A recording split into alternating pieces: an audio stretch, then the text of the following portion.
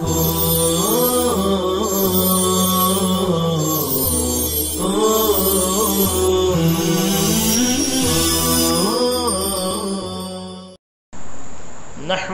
ونصلي على رسوله الكريم اما بعد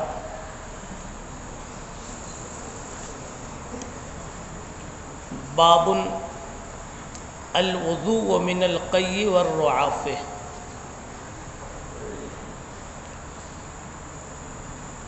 قے اور رعاف کی وجہ سے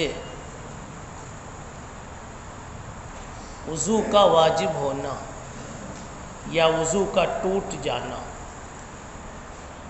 انتقاض الوضو یا وجوب الوضو۔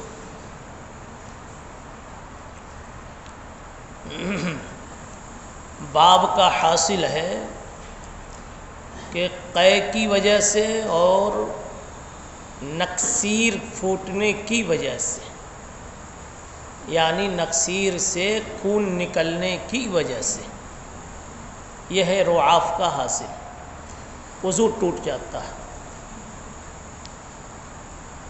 تو اب عنوان یہ بنا کہ وضو کن چیزوں سے ٹوٹتا ہے۔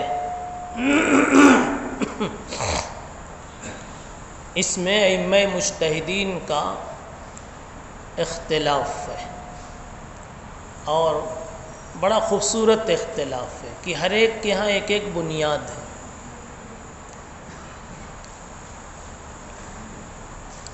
امام ابو حنیفہ رحمۃ اللہ علیہ فرماتے ہیں کہ ناقض وضو صرف اور صرف خروج نجاست ہے، یعنی وضو صرف ایک چیز سے ٹوٹتا ہے، خروج نجاست۔ نجاست کا خروج جہاں ہوا وضو ٹوٹ گیا۔ اس میں دو چیزیں دیکھنی ہوں گی، ایک تو خروج اور دوسرے نجاست۔ وہ شے جس کا خروج ہو رہا ہو وہ شے نجس ہونی چاہیے۔ اب دیکھیے، بہت معمولی خون پھنسی ٹوٹنے سے نکلا، لیکن اپنی جگہ پہ پڑا ہوا ہے، تو خون سارا کا سارا نجس ہے، لیکن ابھی خروج عن المحل نہیں ہوا، لہذا وضو نہیں ٹوٹا۔ جی، تو احناف کے نزدیک ناقض وضو ایک چیز ہے، خروج نجاست۔ البتہ قہقہا اس کے ساتھ جڑا ہوا ہے اضافتاً۔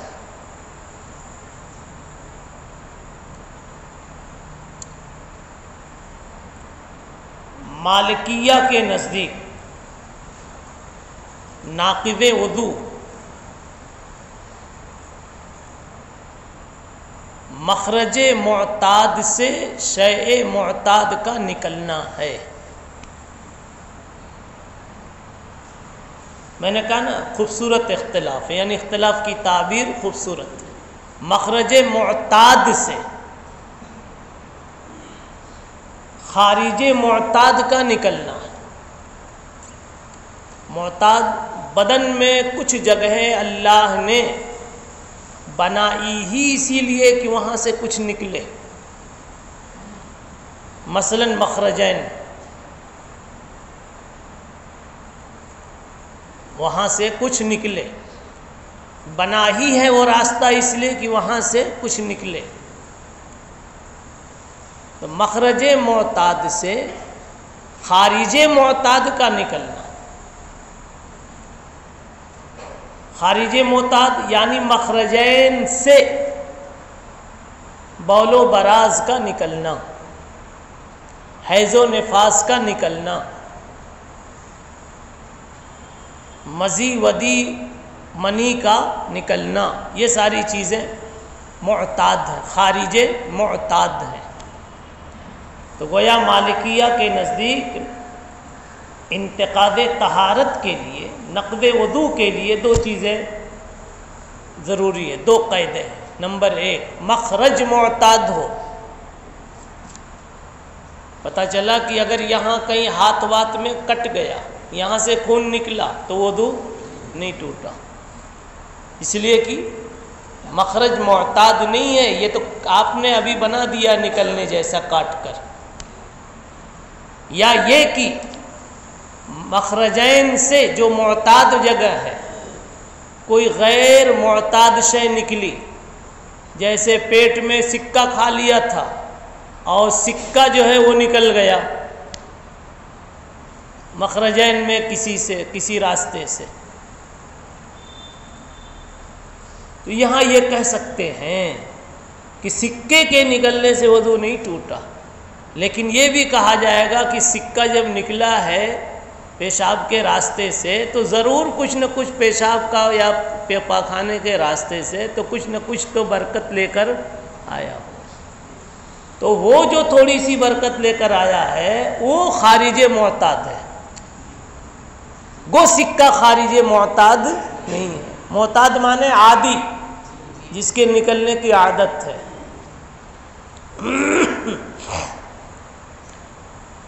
تیسرا قول شوافے کا ہے۔ شوافے کہتے ہیں سبیلین سے کسی بھی چیز کا نکلنا، یعنی مخرج معتاد سے کسی چیز کا نکلنا، سبیلین سے، خواہ وہ نکلنے والی شے معتاد ہو یا غیر معتاد۔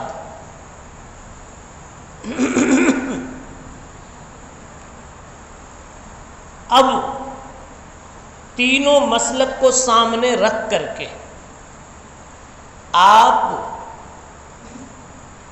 بدن کے کسی حصے سے نکلنے والے خون کے بارے میں فیصلہ لے سکتے ہیں، فتویٰ پوچھ سکتے ہیں کہ مثلاً کسی کے رخسار پہ زخم تھا، پھوٹ گیا، خون نکلا تو وضو ٹوٹا کہ نہیں ٹوٹا؟ احناف کے نزدیک ٹوٹ گیا، اس لیے کہ نکلنے والی شے نجس ہے۔ مالکیہ کے ہاں نہیں ٹوٹا، اس لیے کہ غیر معتاد جگہ سے یہ شے نکلی ہے، اور شوافے کے نزدیک بھی نہیں ٹوٹا، اس لیے کہ غیر سبیلین سے، غیر معتاد جگہ سے یہ چیز نکلی۔ اب یہیں سے ایک بات سمجھ میں آ گئی کہ خون کا نکلنا موالک و شوافے کے نزدیک ناقض وضو نہیں ہے اور احناف کے نزدیک ناقض وضو ہے۔ یہ تو ہوئی مسلک کی تفصیل تنقیح، یعنی مسلک کے سلسلے میں صاف صاف گفتگو ہوئی۔ اب دلیل سنیے۔ دلیل احناف کی، آج کا یہ باب ہے، اس کے اندر میں آنے والی، اس کے ذیل میں آنے والی روایت یہ دلیل احناف ہے، اس لیے ذرا روایت کا ترجمہ دیکھیے۔ بہی قال حدثنا ابو عبیدہ بن ابی الصفر و اسحاق بن منصور قال ابو عبیدہ حدثنا وقال اسحاق اخبرنا عبد الصمد ابن عبد الوارث قال حدثني ابي عن حسين المعلم عن يحيى بن ابي كثير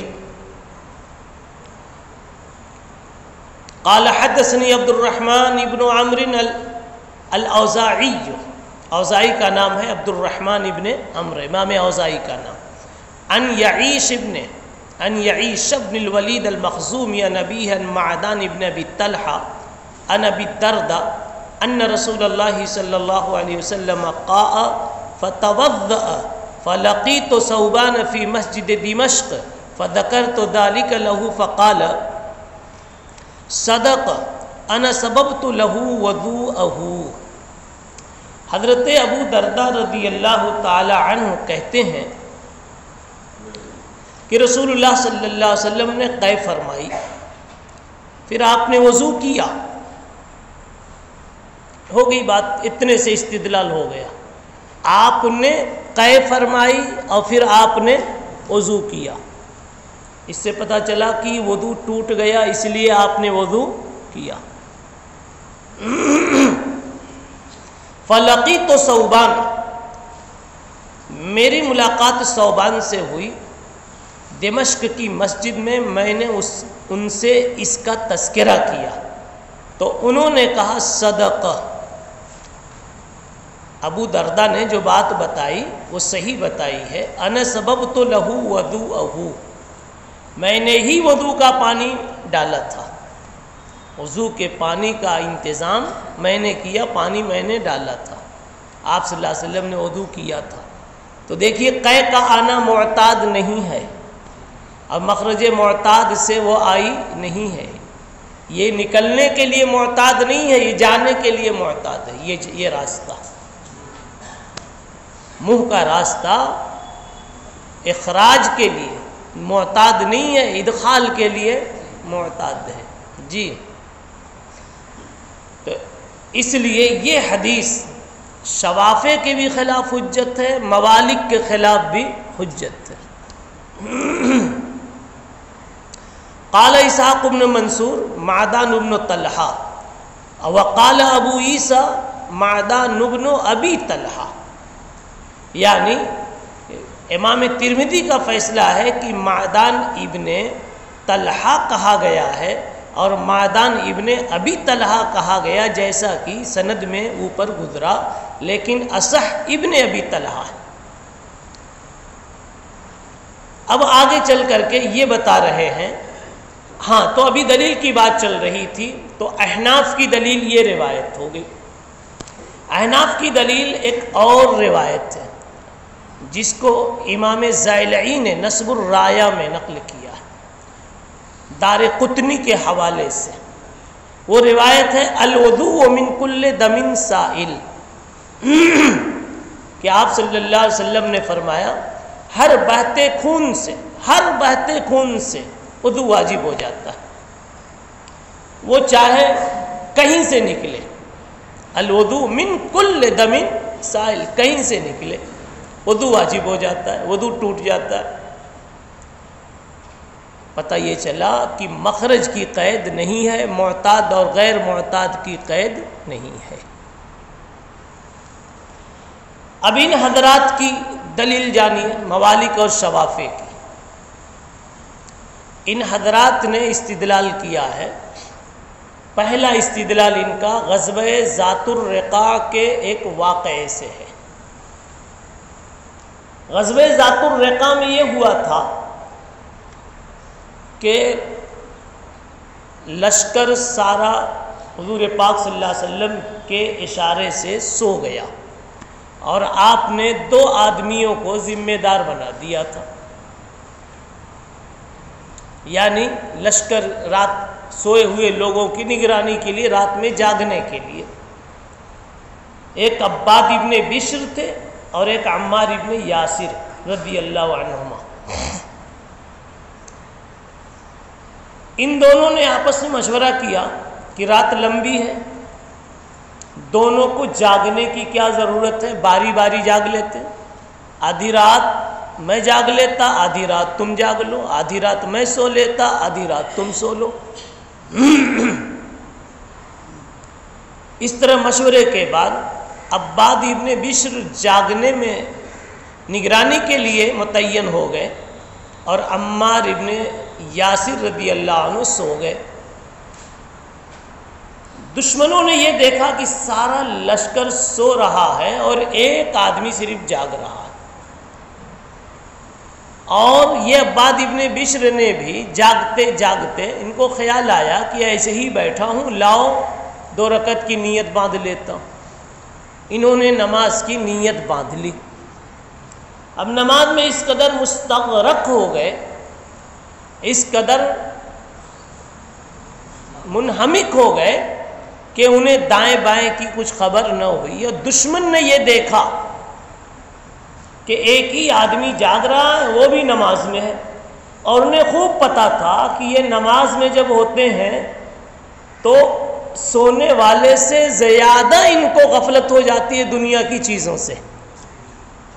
سونے والا تو آہٹ پائے تو جاگ بھی جاتا ہے، نماز میں جو مشغول ہوتا ہے یہ خدا کے ساتھ اتنی لو لگا لیتے ہیں کی جھڑپ تڑپ اور آواز کو بھی سن نہیں پاتے. ان کو معلوم تھا کہ یہ بہت خشوع خضوع سے پڑھنے والے لوگ ہیں. چنانچہ اس آدمی نے یہ سوچا کہ اگر میں اس پر بھی حملہ کر دوں تو اس کو کچھ پتہ چلنے والا نہیں ہے. تو اس دشمن نے آپ پر تیر چلایا. 1 2 3 تیر چلایا، لیکن وہ نماز میں ہی رہے. پھر انہوں نے اپنی نماز پوری کی. عمار ابن یاسر کو جگایا اور ساتھی لوگ جگے. تو عمار ابن یاسر نے کہا کہ کیوں نہیں مجھے جگا دیا؟ آخر میری بھی ذمہ داری تھی نا، جگہ دینا تھا، ایسا کچھ تھا تو. اب اس واقعے سے، اب اس واقعے میں آگے یہ ہے کہ پہلا زخم لگا، دوسرا زخم لگا، تیسرا لگا، برابر اپنی نماز پڑھتے رہے. پتہ چلا خون نکلنے سے وضو نہیں ٹوٹا. ادھر ان کو زخم لگ رہا ہے، ادھر آپ کا مسئلہ حل ہو رہا ہے کہ نہیں؟ ٹوٹا کہ نہیں ٹوٹا. ہر فیلڈ کا آدمی اپنی دیوانگی میں ہوتا ہے. جی تو شوافے اور موالی خوش ہو گئے، دیکھو خون نکلا مگر وضو نہیں ٹوٹا، تبھی تو پڑھ رہے تھے.